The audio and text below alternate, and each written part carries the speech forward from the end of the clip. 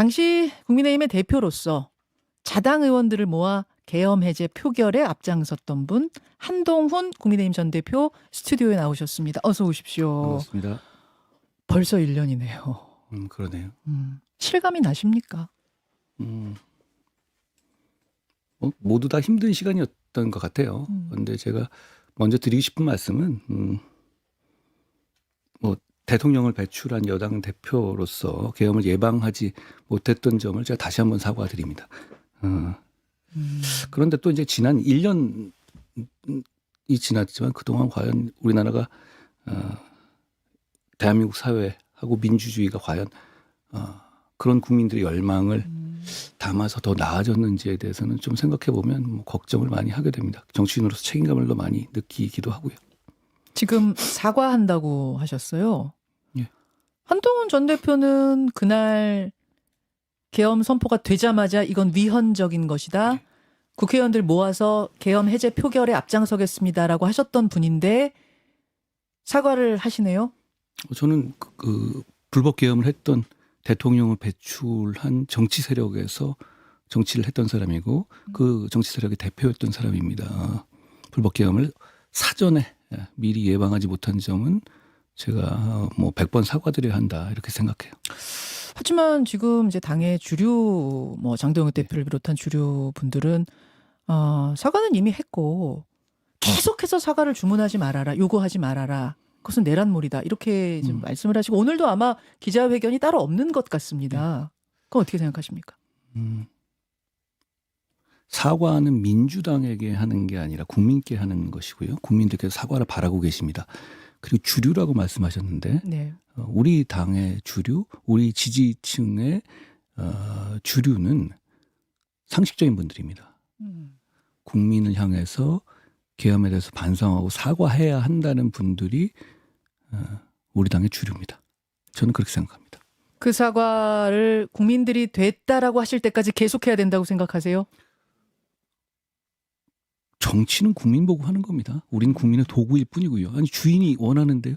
그리고 그 말이 비합리적이거나 포퓰리즘적이지 않잖아요. 그리고 이게 10년 됐습니까? 1년 된 얘기고요. 거기에 대해서 이렇게 회고하는 시점에서 우리가 잘못됐다는 말씀을 드려야 하는 것이고 그리고 그 과정에서 계산하는 모습을 보이면 안 됩니다. 이게 할까 말까 계산하게 되는 순간 사과 받는 사람 입장에서는 그 사과 안 받는다 이러시지 않겠습니까? 진정성의 문제다. 그 말씀. 그날로 한번 돌아가 보겠습니다. 그때 이제 저희 팀은 모두 다 방송국으로 한 걸음에 달려오면서 전화를 일제히 돌렸어요. 예. 우원식 국회의장, 여당의 한동훈 대표, 야당의 이재명 대표, 또 원내대표들, 법사위원들, 제3당 의원들 수십 통 돌렸는데 워낙 긴급한 상황이다 보니까 저는 못 받는 분들이 많았고 그래서 문자도 남겼습니다. 근데 이제 긴급한 상황이고 하니까 문자 답이 올까 했는데 한동훈 대표한테 답이 온 거예요. 그리고는 즉석 전화 인터뷰가 이제 시작이 됐습니다. 제가 이제 마이크를 잡고 그 다음날 인터뷰 약속을 잡아야 되나, 그러니까 마이크 잡고 스튜디오에서 하는 인터뷰 약속을 잡아야 될까, 이거 어떻게 해야 될까 생각하고 있었는데 한동훈 대표가 먼저 그러셨던가요? 제가 먼저 제안했던가요? 내일 아침 방송이 이제 군인들이 방송국으로 쳐들어오면 이게 어떻게 될지 모르니 일단 인터뷰를 즉석으로 남겨놓는 게 좋겠다. 그렇게 해서 진행이 된 거였어요. 그때 기억나시죠? 벌써 1년 전이네요. 그러니까 1년 전 딱 오늘 밤이었던 것 맞아요. 같은데요. 네. 그게 제가 국회에 진입한 직후 본회의장에 들어가기 직전이었던 것 같아요. 그때 앵커님 문자 주시고 그때 그 생각을 저는 했죠. 그게 사실 우리가 지나고 보면 그게 우리가 어떤 숲에 있었고 어떤 안개에 있었는지는 알지만 당시 우리 정보도 없었고 맞아요. 이게 어떻게 될지 미래에 대해서 불투명했잖아요. 물론 목표는 분명했죠. 계엄을 막아야 하고 제가 여당 대표이기 때문에 제가 잘하면 막을 수 있다 이렇게 생각을 했지만 그걸 또 꼭 성공하라는 보장은 없잖아요. 그렇다면 그게 결국 실패해서 혹시라도 제가 어떻게 보면 이 자유로운 몸이 아닐 수 있는 상황이잖아요. 그 다음날 아침이 됐을 때 누구든 사실 상황이 있을 수 있죠. 계엄을 대통령이 하는데 그 계엄을 가장 앞장서서 여당 대표로서 막았다 그러면 그냥 두진 않겠죠. 정상적으로 제가 뭘 알고 있었던 건 아니지만 그런 상황을 대비한다면 과연 국민들께 우리 국민의 힘이 이 계엄을 정말 막으려고 노력했다는 것을 좀 남겨둘 필요가 있다. 저는 이렇게 생각했어요. 예. 그때 뭐라고 하셨냐면 지금 이거 위헌적 계엄 선포입니다.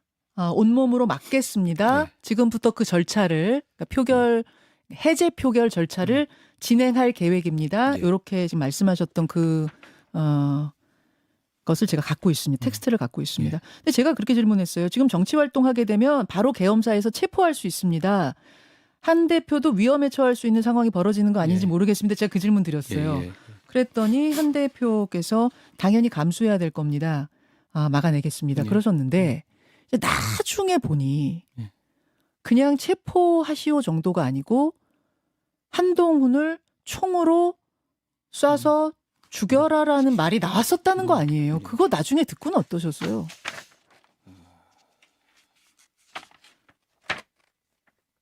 기본적으로는 뭐 제가 거기에 대해서 제가 얹을 말은 없습니다. 당시에 이제 통화 말씀하셨는데 그때 제가 그 말씀 드렸어요. 앵커님도 조심하시라고. 맞아요. 기억이 납니다. 네, 그러셨어요. 그만큼 계엄이라는 것은 시민의 자유를 불법적으로 억압하는 그런 거였잖아요. 대한민국 모두가 위험에 빠졌던 것이고요. 결국은 계엄 당일날 해제돼서 정말 다행이라고 생각해요. 네. 제 생각은 말씀드린 그대로였어요. 그때는 사실 만약 그때 계엄이 당일날 해제되지 않았으면 다음날 유혈 사태 일어났을 가능성이 높고 또 보수 정치인의 입장에서는 그게 어떻게 며칠이나 가겠습니까? 며칠 내에 정권은 전복되고 보수가 절멸되고 당은 절멸됐을 겁니다. 사실 그날은 복잡할 게 없었어요.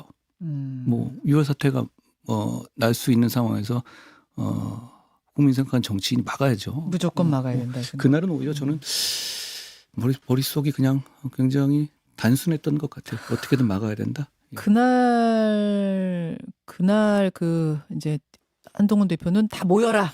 국회로 다 모여라. 예. 했는데 이제 추경호 원내대표가 그러니까 당사에서 국회로 다시 당사로 국회로 이렇게 여러 번 좀 우왕좌왕하는 상황 속에서 국회의원이 18명밖에 못 모였어요. 국민의힘은.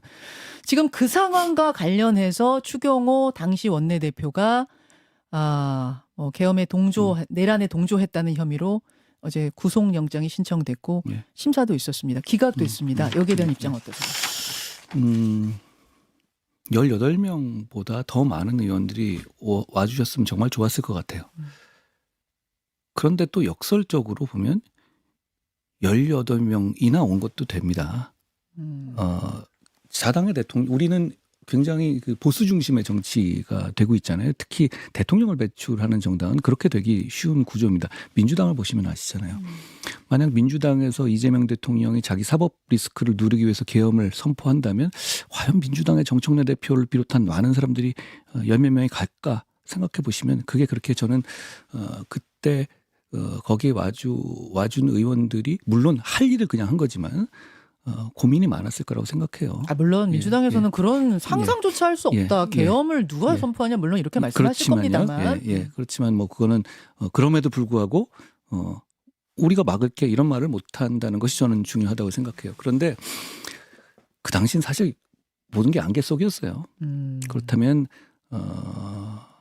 아쉽게 생각합니다만 그래도 저 국민들께 드리고 싶은 말씀은 그래도 국민의힘의 공식적인 입장으로서 당대표와 함께 국민의힘 이 의원들이 계엄을 앞장서서 막았다라는 걸 기억해 주시기 바란다는 말씀을 드려요.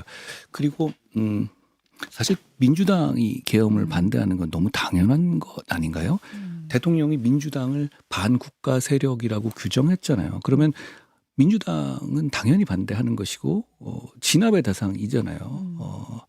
그런 점에서 보면 그래도 국민의힘에서 뭐 저는 당대표로서 한 것이고 당대표가 했으면 그게 주류인 것이죠. 국민의힘의 주류와 국민의힘의 생각은 비록 우리가 배출한 대통령이 한 계엄이지만 우리의 앞으로 뭐 예정된 정치적 고난을 생각하지 않고 막겠다는 것이었다는 점을 제가 죄송하다는 말씀과 함께 기억해 달라는 말씀드리고 싶어요. 근데 그때 이제 당 대표와 원내 대표로 서로 이렇게 그 당시 소통하면서 일부러 좀 방해한다는 느낌 같은 건 못 받으셨어요? 의도적으로 방해한다 이런 느낌은 없었습니까? 굉장히 혼란스러운 시기였어요. 그러니까 그 상황에서 저는 더 많은 의원들이 참여했다면 지금 세상은 바뀌었을 것 같아요. 달라졌을 것 같아요. 참으로 아쉬운 건 사실이다. 참으로 아쉬운 건 사실이다. 아쉽습니다만 지금 이제 특히 이제 특검이 얘기하는 그런 거는 대단히 정치적이에요. 그러니까 제가 11월 4일 날 구속영장이 청구됐을 당시에 이렇게 얘기했거든요. 아니 지금 사전에 계엄을 알았거나 예. 도왔거나 예. 했다면 모르지만 그 점에 대해서 증거가 없는 상황에서 영장 청구하는 건 추정질이다. 추정호 의원이요. 기각될 것이다라고 제가 메시지를 냈거든요. 근데 결국은 그런 그 시점에서 그런 증거가 없이 영장을 청구했던 거예요. 특검은. 기각이 마땅하다고 보시는 거예요. 이 특검은 있는 것만 언플한 게 아니라 없는 것도 언론 플레이를 합니다. 저에 대해서 이렇게 했었죠. 제가 홍초로 정무수석하고 계엄 당일날 통화한 게 있다 이렇게 언플을 했었어요. 근데 그 통화가 부재중 통화를 말한 거였어요. 제가 홍초로 수석에서 전화를 걸었죠. 근데 안 받은 거죠. 그런 것까지도 이제 할 정도였던 건데 그렇다면 결국은 지금 영장 기각은 예정된 정치질의 결말이다라고 생각해요. 앞서 김병주 의원한테 제가 질문 드렸습니다만 이제 김병주 의원은 이 기각에 대해서 이것은 사법개혁이 이래서 이루어져야 되는 것이다라는 말씀하셨고 내란 전담 재판부를 따로 꾸려야 하는 이제 이유기도 하다라는 취지의 말씀하셨습니다. 어떻게 보십니까? 사법 작용의 기본은 재판을 통해서 유무죄를 정하는 겁니다. 그리고 그 정당한 절차를 통해서 유무죄를 정하는 것이죠. 그 절차를 생략하겠다는 것이 내란 재판부입니다. 왜 그러냐면 내란 재판부라는 걸 만든다는 얘기는 예를 들어서 이 사안을 내란이라고 생각하지 않는 판사들은 어떻게든 걸러내고 아니 그러면 예를 들어서 아주 보수적이고 소위 말하는 극보수 이런 판사들도 거기 들어갈 수 있게 하겠다는 의미인가요? 그것도 아니잖아요. 그렇게 보시는 그러니까 거예요. 내란 재판부가 거기서 무죄 낼 수 있는 재판부를 만들겠다는 취지는 당연히 아닐 것이고 결론을 이미 정해놓은 거예요. 그러면 민주주의 절차는 과연 정당한 재판을 받을 권리를 시민에게 모든 시민입니다. 모든 시민에게 보장하는 것을 위해서 투쟁해온 절차거든요. 그걸 퇴행시키는 얘기입니다. 내란 재판부를 한다는 건 그러면 예를 들어서 우리 국민의힘에 굉장히 정치적으로 경도돼 있거나 그런 판사들은 의도적으로 배제하겠다는 뜻이잖아요. 그러면 예를 들어서 거기 나오는 민주당의 법사위원 같은 사람들로만 재판부를 구성하겠다는 뜻이거든요. 그건 재판이 아니라 이렇게 되면 개판입니다. 저는 민주당이 하는 잘못들 중에서 이렇게 생각해요. 차라리 돈을 받아먹으라고 말씀드리고 싶어요. 왜냐하면 이렇게 시스템 자체를 무너뜨리면 이건 다른 국민들한테도 조금만 무슨 일이 생기면 이런 식의 특정한 결과를 위한 재판부를 만들어내게 될 겁니다. 근데 한 대표님은 계엄 이거 잘못됐다고 보시는 분이잖아요. 큰일 날 일을 한 거라고 보시는 분이잖아요. 목숨 당연합니다. 걸고 막았던 분이고. 당연합니다. 그러면은 내란 재판부, 전담 재판부 해가지고 죄를 엄벌에 처해야 된다는데 동의하실 법도 아닌데 그건 아니라고 보시는 거예요? 대한민국은 민주주의 국가고요. 민주국가, 법치주의 국가입니다. 그 절차 안에서 이루어져야 하는 겁니다. 계엄이 왜 문제입니까? 계엄은 그 당시로 돌아가 보면 22번의 탄핵 시도가 있었고 정말 민주당의 폭거가 심각했다고 생각해요. 그런데 그걸 정치와 시스템의 틀 안에서 교정하려고 하지 않고 그걸 넘어서서 문제를 일거에 해결하려고 했기 때문에 정말로 심각한 문제인 겁니다. 지금 민주당이 하려는 건 바로 똑같은 거예요. 그 절차 내에서 해야 되고 만약에 랜덤으로 재판부가 정해져야 되잖아요. 누구든 그러면 정해지는데 랜덤으로 정해지는데 그 재판부가 불리한 재판부다. 그래도 감수해야 되는 것이 대한민국의 지금 현 클래스입니다. 알겠습니다. 거기에 대한 입장 주셨고요. 지금 이제 오늘 특집 12.3 특집으로 모신 건데 1년을 쭉 복귀할 때 개인적으로 가장 기억에 남는 순간 한 장면을 고르라면 그럼 어떤 장면이세요?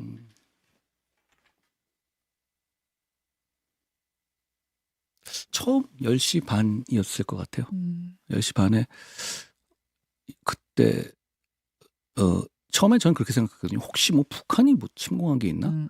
그럼 근데 대통령이 말하는 얘기를 들어보니까 오히려 명징해졌어요. 그게 아니라 민주당이 반 국가 세력이고 여길 척결하겠다라는 게 너무 명확해요. 그럼 이거는 더 위헌 위법은 더 이상 생각할 필요가 없는 거였죠. 그때부터 저는 어떻게든 막아야 되겠다는 생각했고 그 두 번째는 막을 수 있다는 이거 막을 수 있겠는데 이런 생각을 했어요. 왜냐하면 제가 여당 대표잖아요. 예. 그럼 여당 대표가 나서고 여당에서 적극적으로 나서면 예. 이거 막을 수 있겠다고 생각했어요. 그리고 그래서 그때 처음 제가 차를 돌리면서 메시지를 썼던 기억이 납니다. 근데 그날은 그러니까 고민은 없었습니다. 1년이 파란만장했지만 그래도 가장 기억에 남는 순간은 바로 12월 3일 10시 30분이다. 오늘 장동혁 대표 사과 메시지 내야 한다고 보세요? 우리 국민의힘은 국민들께 사과합니다. 사과하고 있습니다. 당대표가 어떤 입장이든 그게 그렇게 중요한 건 아니에요. 알겠습니다. 그리고 게다가 사과는 전략적으로 계산하는 모습을 보이면 안 됩니다. 국민들께서 받아주시지 않을 겁니다. 우리 국민의힘은 잘못했습니다. 오늘 기자회견 따로 하신다고 들었어요. 국회 뒷문 쪽에서. 예. 그게 제가 의원과 동료들과 함께 그때 국회를 갔던 그거 보겠습니다. 그 장면입니다. 예. 오늘 고맙습니다. 고맙습니다.